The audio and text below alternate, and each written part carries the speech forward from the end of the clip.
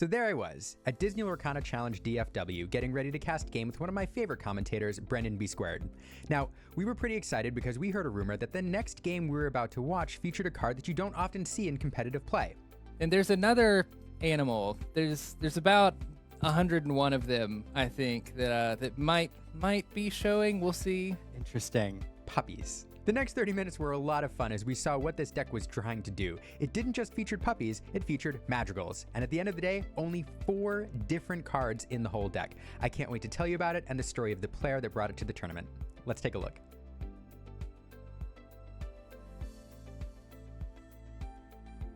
Madrigal Spots is a deck that features 4 different cards: Dalmation Puppy, Tailwagger, Alma Madrigal, Family Matriarch, Bruno Madrigal, Undetected Uncle, and 1 copy of Chernobog. But before I talk about how this deck works, let's talk for a moment about Frankie Wright, the player who brought this deck to the tournament, and why she chose this particular deck. It's fairly easy because I was worried about being my first competition.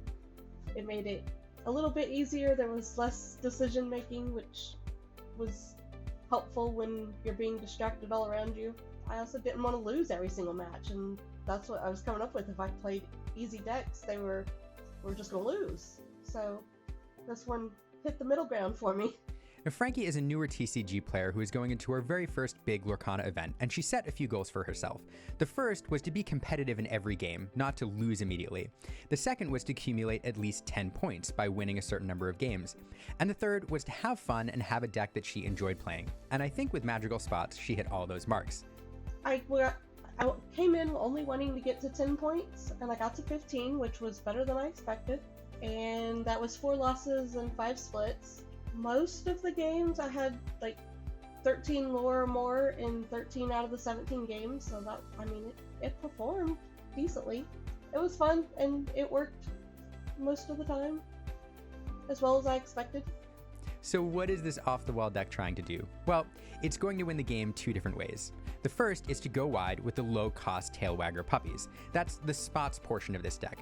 The puppies are cheap to get out, you're going to draw one almost every single turn, and you just quest with them as much as you can before they're removed. The second trickier part comes in with the Madrigals that synergize with the puppies, and I'll tell you how. Now, there are 2 Madrigals in this deck. The first is Alma. Alma has an ability that says when she enters play, you can search your deck for another Madrigal family character. So you can use her to search for another Alma, which will allow you to repeat this process, or you can search for another key component of this deck, and that is Bruno Madrigal. Now, Bruno is a 4-cost inkable character and is the most expensive card in this deck. I say that with an asterisk. We'll talk about Chernobog in a moment. But he has a couple useful abilities. First, he has evasive, and so not only is he difficult to remove, but he can also challenge some pesky evasive characters on your opponent's side of the board if necessary. But you're usually not going to want to do that because what you're actually using him for is to gain lore, and you do that through his second ability. You just have to see it says, exert Bruno to name a card and then reveal the top card of your deck. If it's the named card, put that card in your hand and gain 3 lore. Otherwise, put it on the top of your deck. So if you're doing the math here, there's 4 Brunos, 4 Almas, 1 Chernobog, that makes 9 cards, so 51 cards in this deck are Tailwagger puppies, and so your odds are pretty good that you're going to hit a Tailwagger every single time.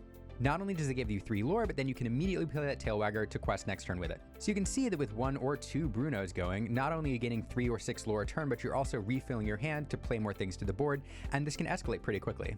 Well, it's pretty simple. I try to start with Alma and Bruno in my hand, and then if I have that, I play Puppy the first turn 2, and Alma turn 3, and Bruno turn 4.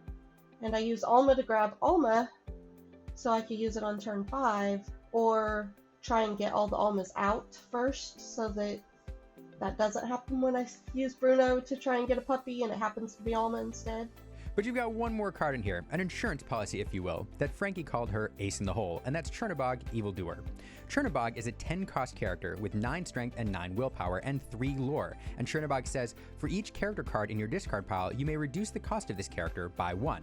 And you can imagine that in the late game, you might have plenty of puppies in your discard pile that'll make him really, really cheap, and so this is a fun way to close out the game in the late game if it goes that far.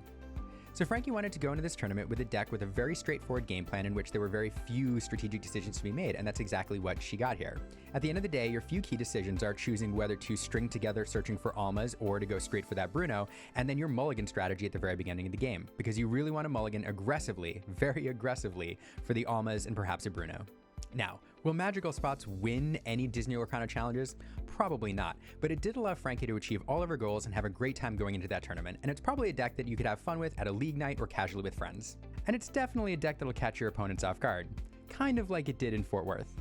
This match kind of threw you a little bit with what you were playing against. Absolutely. I did not expect a Puppy Bruno deck in the challenge. Definitely had to learn how to play around that on the spot. Just had to keep challenging the puppies, challenging the Almas. Luckily, I had We Don't Talk About Bruno, so as soon as I saw him, I said, get him matter, we don't talk about that guy.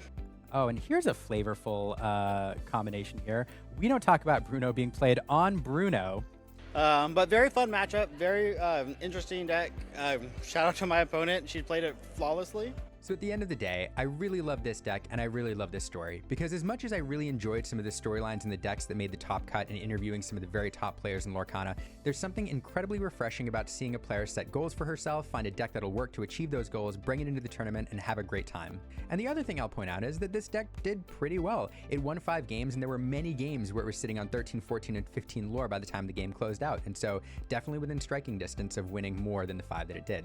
I really enjoyed seeing it on stream, and congratulations to Frankie for a wonderful finish. So what do you all think about this story and this deck? Do you enjoy Madrigal spots? How would you change it up to make it even better? Let us know in the comments below, and thanks for watching.